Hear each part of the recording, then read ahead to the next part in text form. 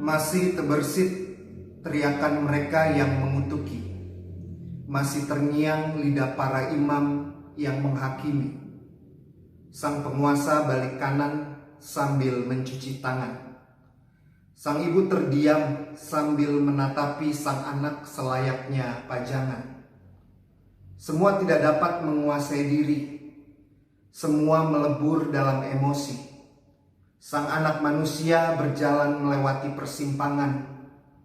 Mahkota duri dan salib jadi tantangan. Deritanya berlabuh di Kalvari.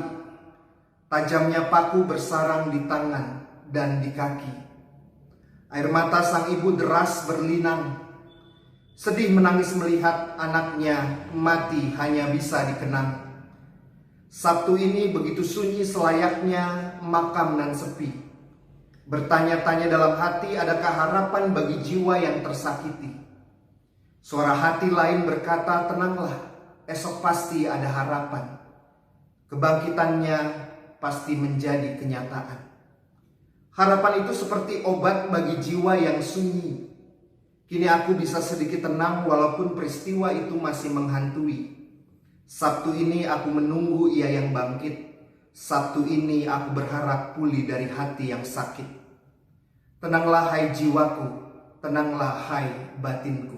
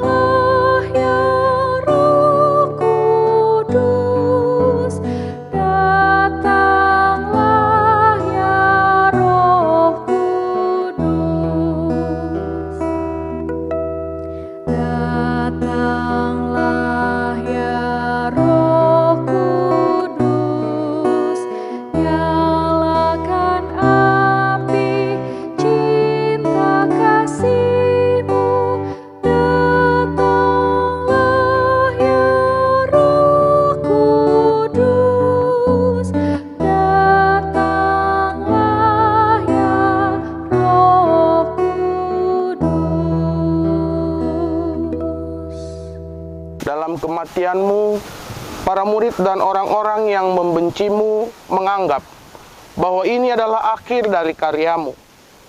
Namun mereka semua salah. Dalam kematianmu, justru karya yang kau lakukan semakin besar karena menembus dunia orang mati. Engkau Sang Mesias dalam kematian justru menembus batasan ruang dan waktu. Kematian-Mu tidak meniadakan atau menghentikan karya keselamatan Allah dalam kehidupan manusia. Sebaliknya bahkan Engkau mampu menjangkau manusia yang telah meninggal dan ada dalam keabadian maut. Dalam keheningan ini, kami belajar untuk menguasai diri, untuk tetap tenang. Bahkan kami memperoleh pencerahan hidup, sehingga mampu mengubah setiap kedukaan, kepahitan, dan penderitaan menjadi sumber kekuatan, semangat, dan daya juang untuk memaknai hidup dalam perspektif iman. Di tengah-tengah kegelapan dunia, kini kami memiliki pengharapan dan jaminan bahwa di dalam persekutuan dengan Kristus yang mati dan bangkit, maut tidak akan dapat memutuskan kasih Allah kepada segenap insan.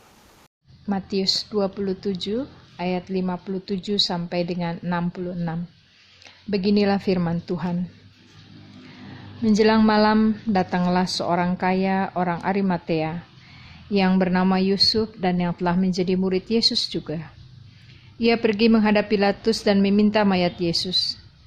Pilatus memerintahkan untuk menyerahkannya kepadanya. Dan Yusuf pun mengambil mayat itu, mengapaninya dengan kain lenan yang putih bersih, lalu membaringkannya di dalam kuburnya yang baru, yang digalinya di dalam bukit batu. Dan sesudah menggulingkan sebuah batu besar ke pintu kubur itu, pergilah ia.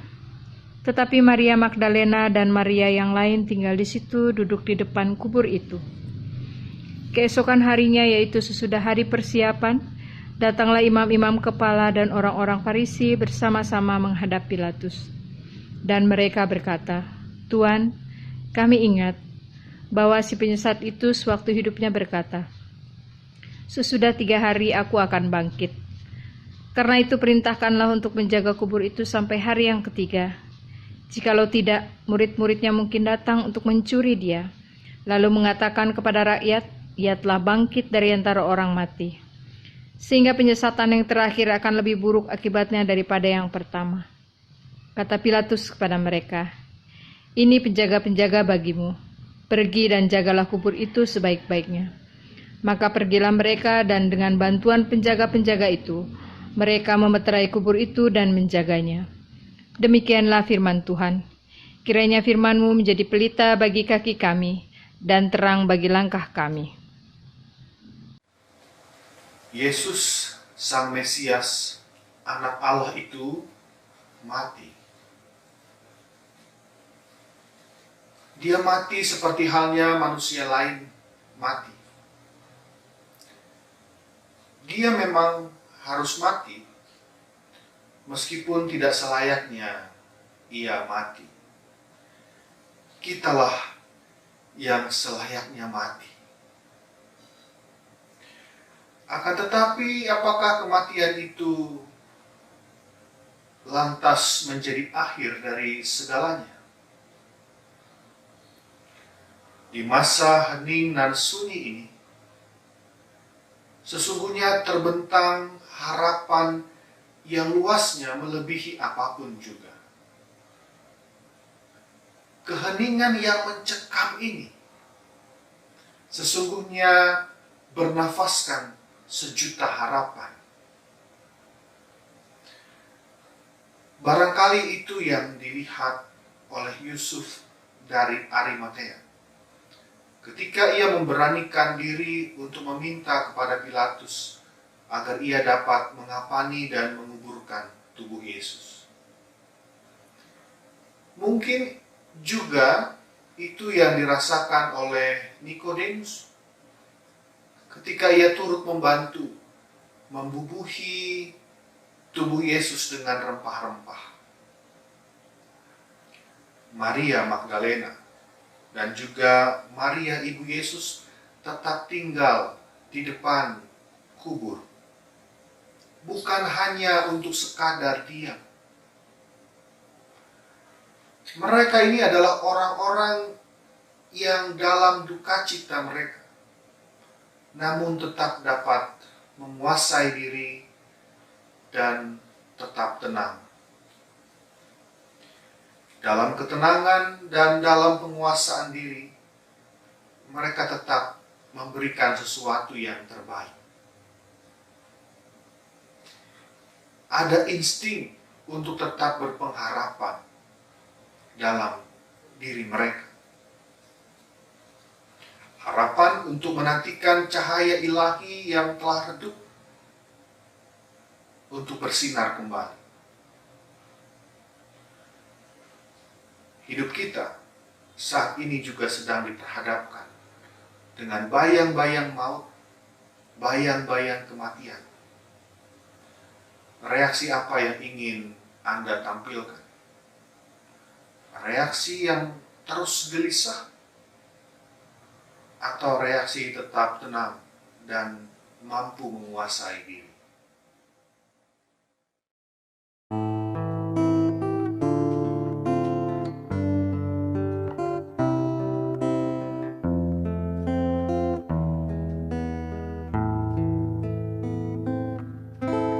Jangan khawatir, janganlah takut, di tangan Tuhan tiada yang kurang. Jangan khawatir, janganlah takut, cukup Tuhanlah.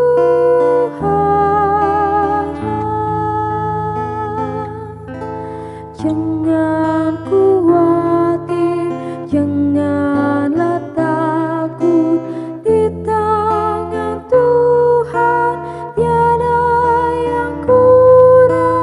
Jangan khawatir, janganlah takut, cukup Tuhanlah.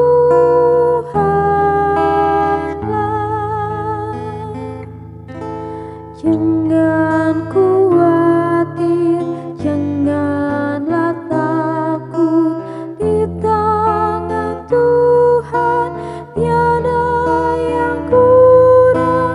Jangan khawatir, janganlah takut, cukup Tuhanlah.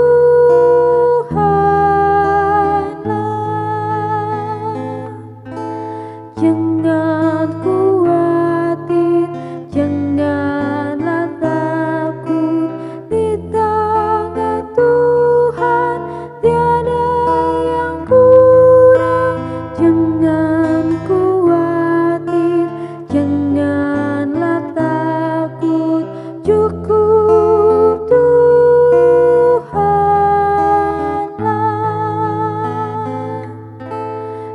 Jangan khawatir, janganlah takut, di tangan Tuhan tiada yang kurang. Jangan khawatir, janganlah takut, cukup Tuhanlah.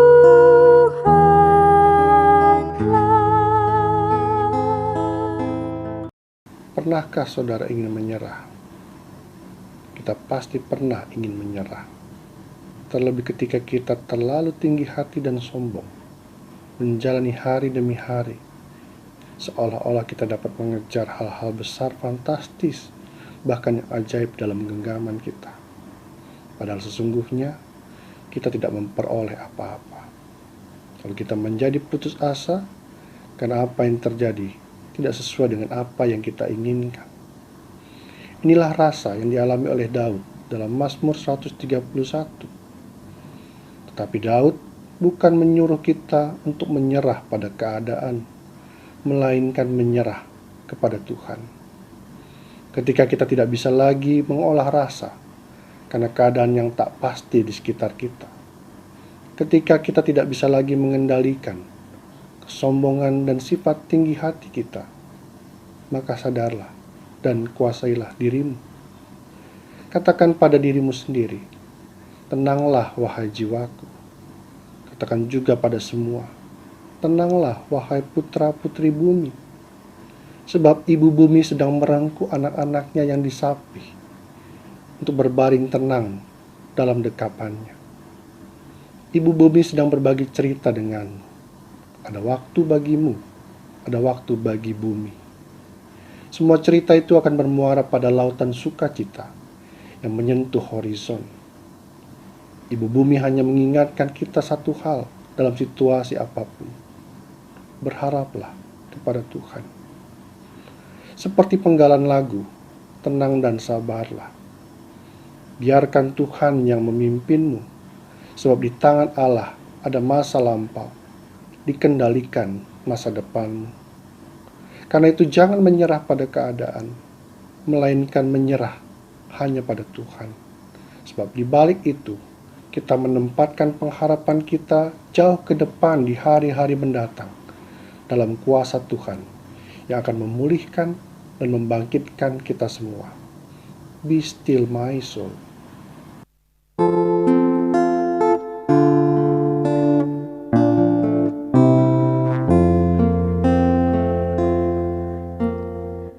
Dalam cinta kasih yang murni, dalam cinta kasih Tuhan hadirlah. Dalam cinta kasih yang murni, dalam cinta kasih Tuhan hadirlah. Dalam cinta kasih yang murni, dalam cinta kasih Tuhan hadirlah. Dalam cinta kasih yang murni, dalam cinta kasih Tuhan hadirlah. Dalam cinta kasih yang murni, dalam cinta kasih Tuhan hadirlah.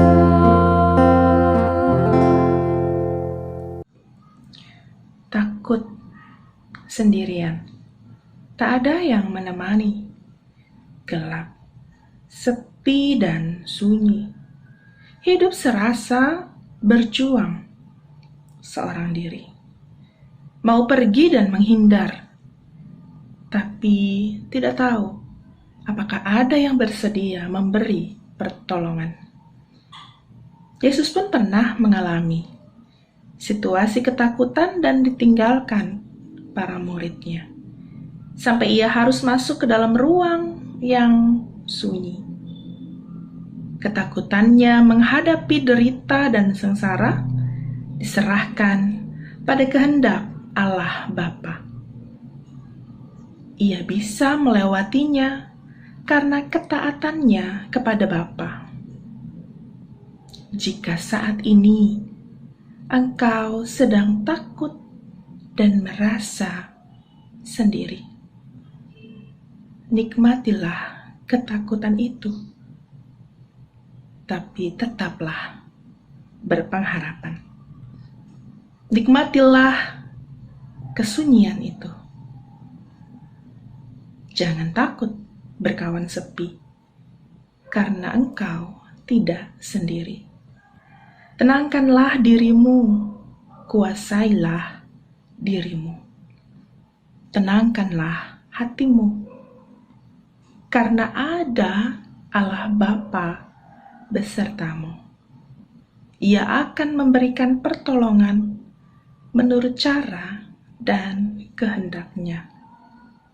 Yakinlah, percayalah bahwa Ia menemani dan mendampingi.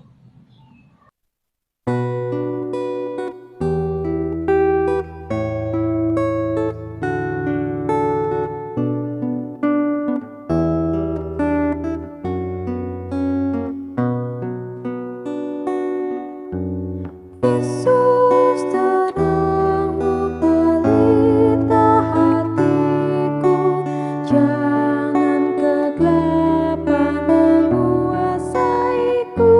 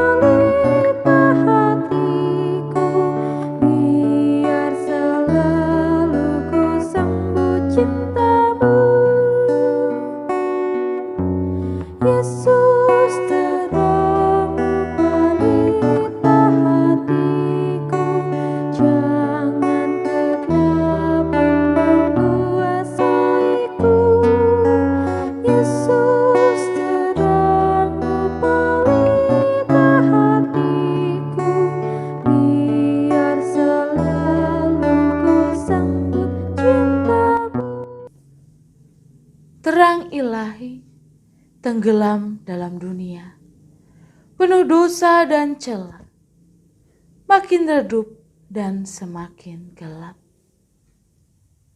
Petikan lagu yang terus-menerus kami kumandangkan, sambil mengingat kerapuhan diri dan kekhawatiran akan situasi yang saat ini terjadi. Kami merasa gelap, hampa, dan resah. Perasaan yang sama dialami oleh para murid kala itu ketika sang guru mati di kayu salib dan meninggalkan mereka dalam ketakutan dan kecemasan. Tapi Engkau bilang, jangan takut. Ini adalah bagian dari proses menuju kemenangan, proses menuju pembaharuan, dan proses menuju pemulihan. Yang harus kami lakukan adalah tenang, berdoa, dan tetap percaya. Ya Allah, padamu kami berseru, memohon kekuatan dan perlindungan, sehingga di masa ini kami tetap dapat menguasai diri. Di tengah situasi saat ini, kami ingin lebih sungguh menghayati kasih yang Kau nyatakan melalui kematian Yesus Kristus. Sehingga kami tidak perlu takut, sebab Engkau beserta dengan kami. Kami tidak perlu bimbang, sebab Engkau ada di dalam hati kami. Kami tidak perlu cemas, sebab Engkau yang senantiasa menghibur kami. Hilanglah bimbang, cemas, dan takut, sebab Engkau beserta dengan kami.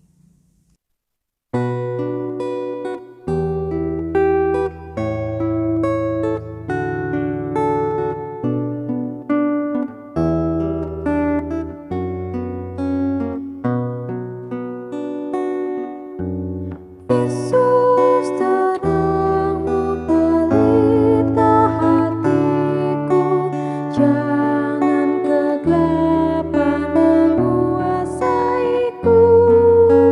Yesus terangmu pelita hatiku, biar selalu ku sambut cintamu. Yesus terangmu pelita hatiku, jangan kegelapan menguasaiku. Yesus terangmu pelita hatiku, biar selalu ku sambut cintamu. Yesus terangmu pelita hatiku, jangan kegelapan menguasaiku. Yesus terangmu pelita hatiku, biar selalu ku sambut cintamu. Yesus terangmu pelita hatiku, jangan kegelapan menguasaiku. Yesus terangmu pelita hatiku, biar selalu ku sambut cintamu. Yesus terangmu pelita hatiku, jangan kegelapan menguasaiku. Yesus terangmu pelita hatiku, biar selalu ku sambut cintamu. Mazmur 62 ayat 2-3 menyatakan demikian. Hanya dekat Allah saja aku tenang, daripadanya lah keselamatanku. Hanya Dialah gunung batuku dan keselamatanku, kota bentengku, aku tidak akan goyah. Pemazmur melihat Allah sebagai sosok yang dapat menenangkan jiwanya. Jiwanya dapat diam, dapat tenang, dan dia meyakini bahwa pada Allah dirasakan tempat yang sangat teduh, yang membuat dirinya pada akhirnya merasa tentram dan aman. Tentu kita pernah mengalami situasi yang takut, sampai-sampai kita sulit untuk tidur. Kita memang bisa merebahkan tubuh kita di kasur untuk memperbaharui kembali tenaga kita. Tetapi ketika pikiran kita tidak bisa ditenangkan, maka sekalipun kita memejamkan mata, tetap saja tubuh kita pada akhirnya tidak bisa diperbaharui lagi tenaganya. Ketika cemas, ketika khawatir, galau, atau apapun sebutan namanya, maka biasanya apa yang akan kita putuskan untuk mengatasinya, menghadapinya. Apakah kemudian handphone yang akan kita ambil untuk mengalihkan pikiran kita? Apakah kita mencoba untuk melakukan banyak aktivitas, menyibukkan diri padahal sebenarnya kondisinya tidak bisa dibohongi dan ditutup-tutupi? Apakah kita terus melamun sampai terasa lelah sendiri? Kita lupa bahwa ada Tuhan di dunia ini yang bisa kita raih, gapai melalui kekuatan pikiran kita. Pikirkanlah Tuhan, pikirkanlah ada Tuhan di dekat kita. Cobalah untuk melakukannya. Jangan anggap ini sebatas kata-kata penguatan belaka. Ini nyata, Tuhan mendengar, nyata Tuhan melihat segala macam situasi hidup kita. Ketika saat ini waktu kita lebih banyak dihabiskan di rumah, kalau sebelumnya kita menghabiskan waktu di jalanan, di kantor, di sekolah, atau dimanapun, sehingga pikiran kita terus disibukkan oleh rutinitas sehari-hari, maka sudah saatnya pada saat ini pikiran kita juga boleh ditenangkan dengan terus-menerus menghayati kebenaran firman Tuhan. Kita membiasakan diri dalam saat teduh. Kita senantiasa bertekun untuk mencoba memahami kehendak-Nya.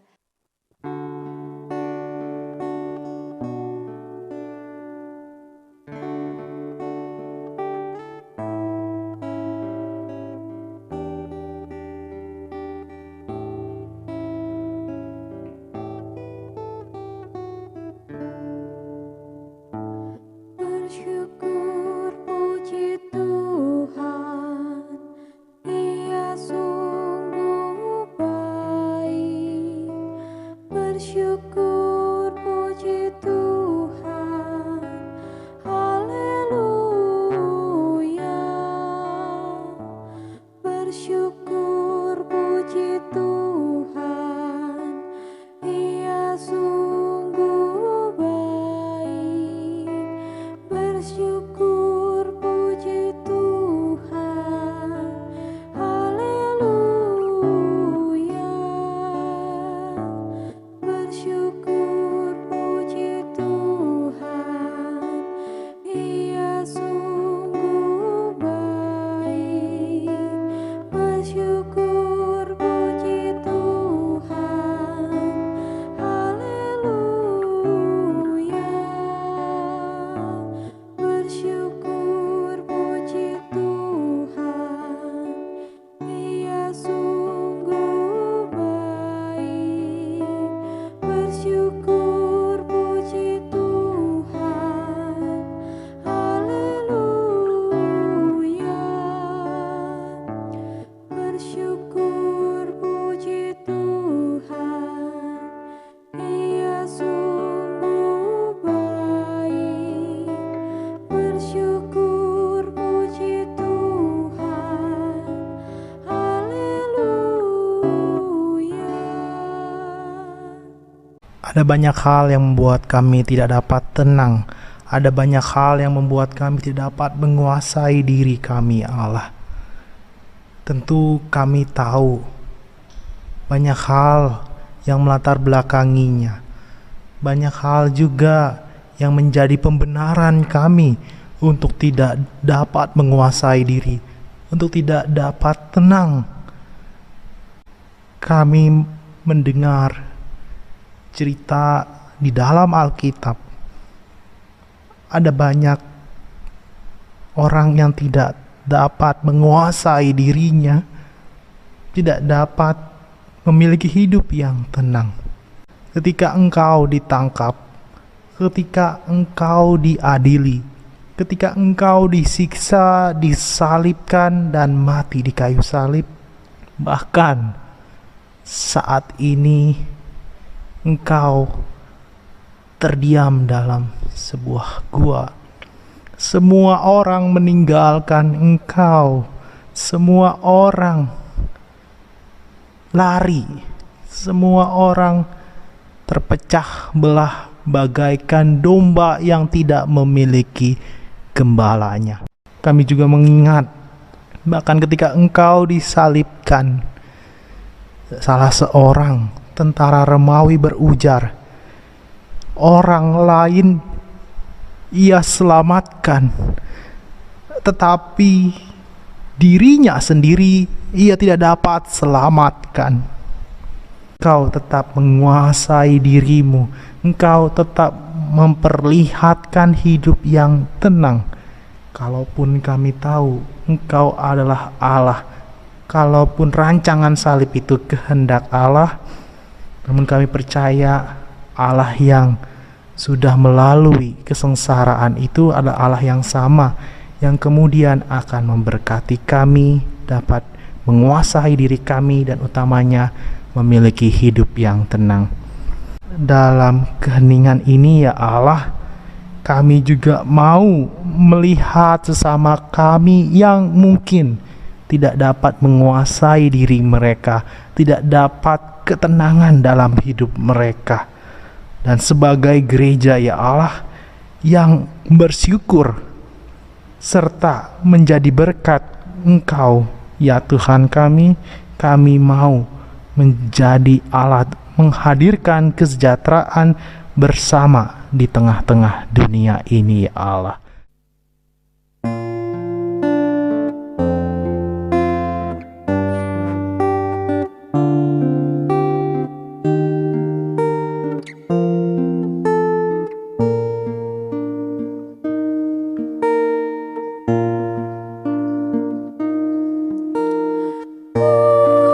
Segala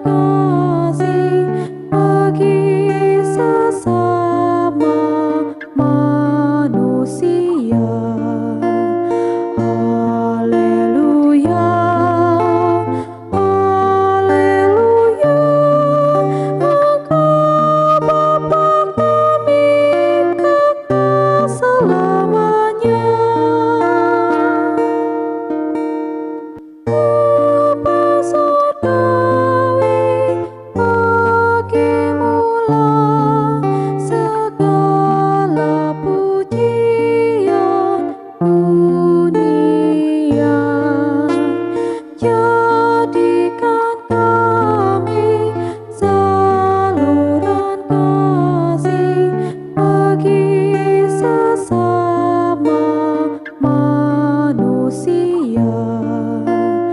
Haleluya, haleluya, Engkau Bapa kami kekal selamanya.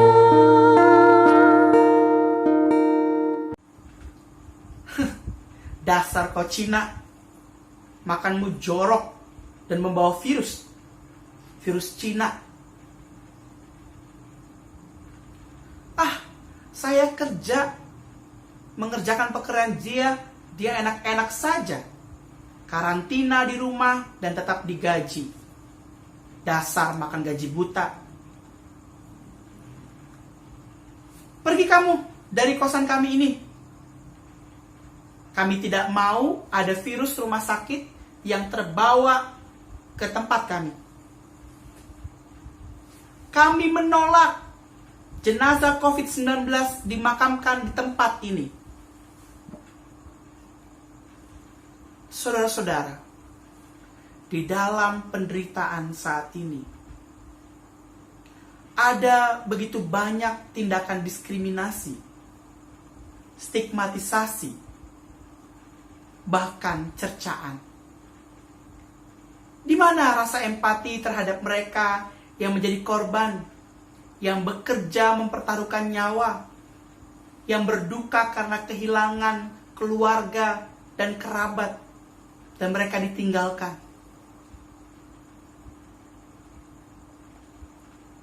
Saat ini kami jadi teringat, Tuhan, masa ketika Engkau menderita, memikul salib, hingga Engkau disalibkan. Yesus diludahi, dicaci maki, ditinggalkan, bahkan dikhianati, dan banyak sekali yang diam. Betapa jiwa manusia dipenuhi dengan dengki, egoisme, dan tanpa belas kasih. Ampunilah kami, ya Tuhan. Betapa kami tersadar, betapa kekayaan, jabatan, keluarga, teman, dan harta kekayaan yang kami miliki tidak akan berarti tanpa solidaritas, tanpa belas kasih, dan tanpa empati.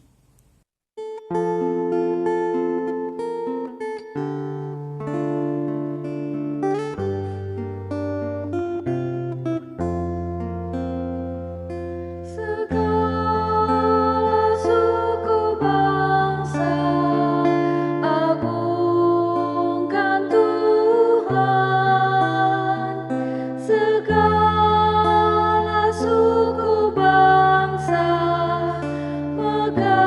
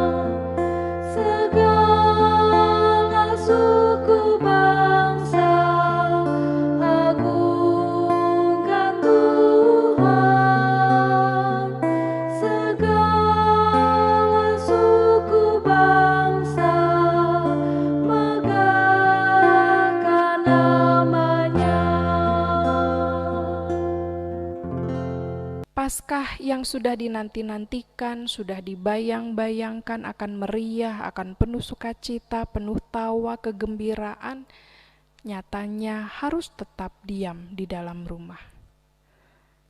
Apa arti semua ini, Tuhan? Apa yang hendak Tuhan ajarkan pada kami? Engkau mengajar kami untuk pedulikah? Sudah, kami sudah peduli, Tuhan. Buktinya kami tetap diam di dalam rumah.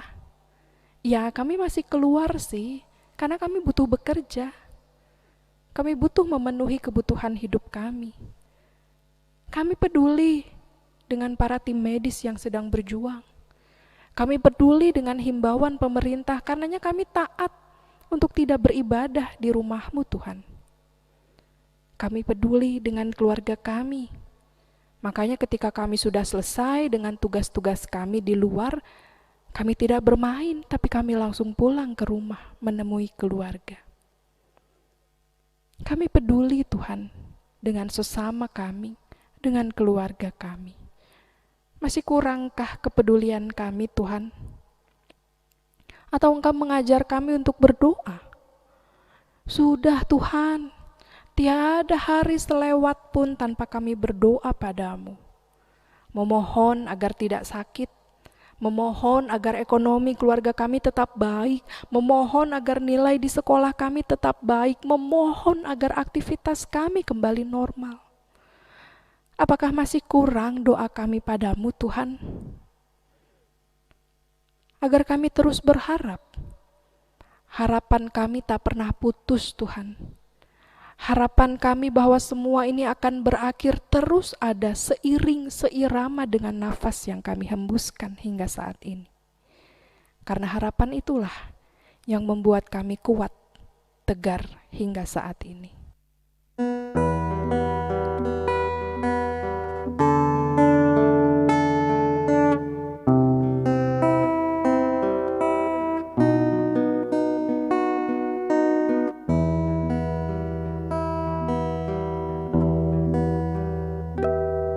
Ya Tuhan, dengarkanlah doaku, jawablah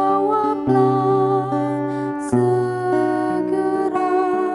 Ya Tuhan, dengarkanlah doaku, jawablah segera. Ya Tuhan, dengarkanlah doaku, jawablah segera. Ya Tuhan, dengarkanlah doaku, jawablah segera. Ya Tuhan, dengarkanlah doaku, jawablah segera. Ya Tuhan, dengarkanlah doaku, jawablah segera. Ya Tuhan, dengarkanlah doaku, jawablah segera.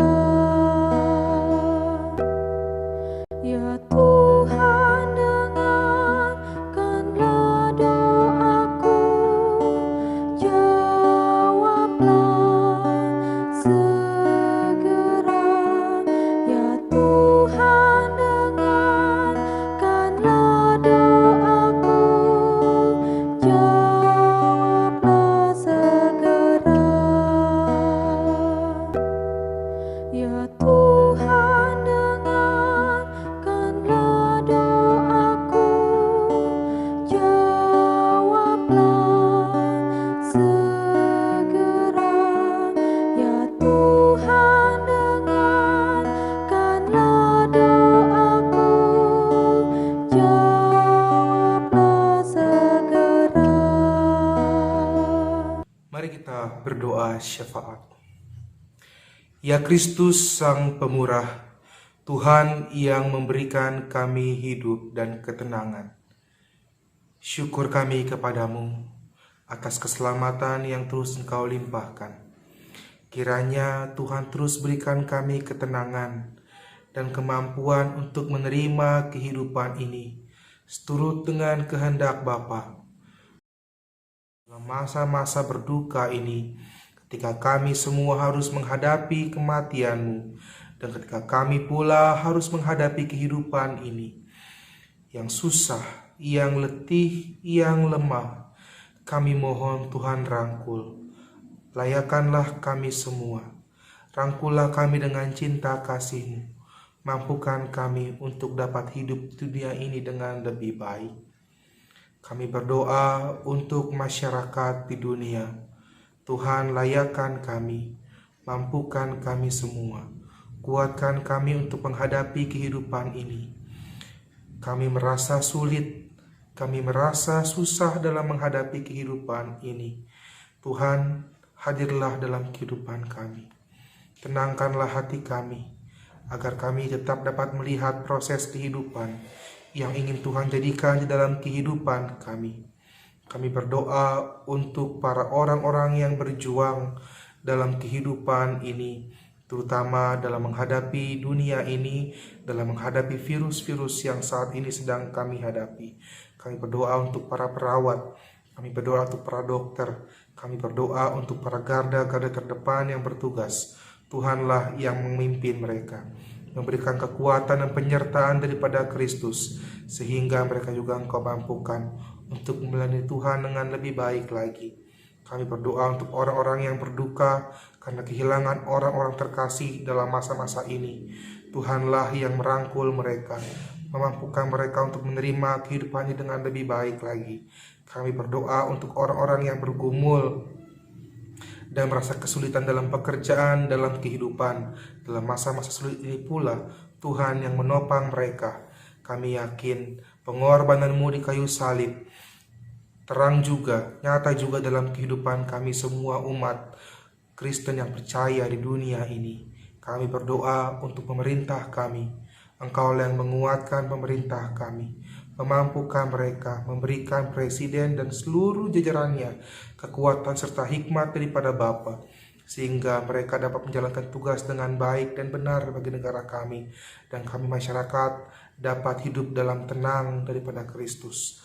Layakanlah kami semua ya Bapa. Terima kasih untuk kasih-Mu dalam kehidupan kami. Biarlah cinta-Mu tetap ada bersama-sama dengan kami. Janganlah tinggalkan kami selangkah pun. Janganlah abaikan kami sedetik pun. Kami mau Tuhan merangkul dan ada bersama-sama dengan kami. Dalam kesusahan kami, dalam kesulitan kami. Baik dalam kesenangan dan kesukacitaan kami pun, Tuhan selalu ada bersama-sama dengan kami. Terima kasih ya Bapa, Kristus Sang Pemurah. Inilah doa kami. Doa yang kurang sempurna ini kami alaskan dengan doa, dan kami tutup dengan doa yang telah Engkau ajarkan kepada kami. Demikian. Bapa kami yang ada di sorga, dikuduskanlah nama-Mu. Datanglah kerajaan-Mu, jadilah kehendak-Mu di bumi seperti di sorga.